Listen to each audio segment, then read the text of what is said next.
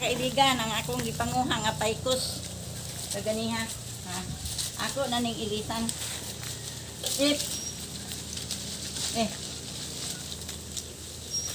Ha? Kaitan. Uwat lang ni.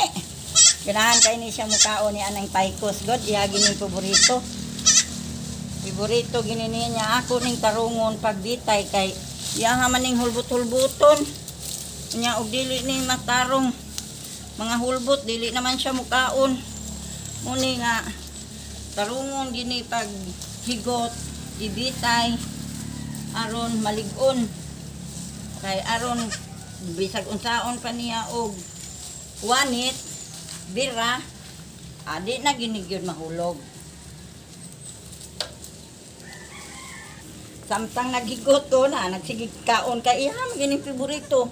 Unya ako puning punan og ipil-ipil. Yapa. Kay para nga madaghan jud ang iyahang makaon kay naara ba ni siya anak gamay. O mao ni ipil-ipil mga kaibigan. Kamong na nagbuhi og kandeng, inyuha gini nga na ilado na gining mga tanom nga ingon ani.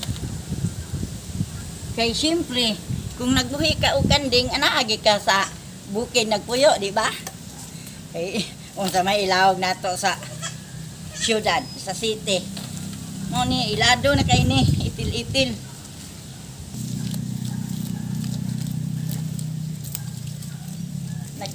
Nag-practice talaga ito, lo pag ni kaadlaw.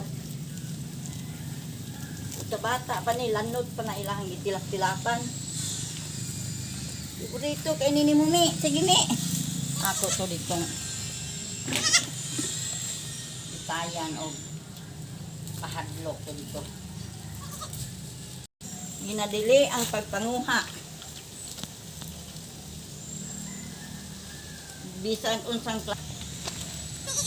tayan day nako.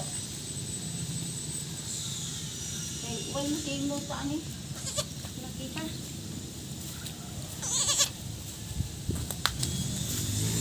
Bye-bye, mga kaibigan.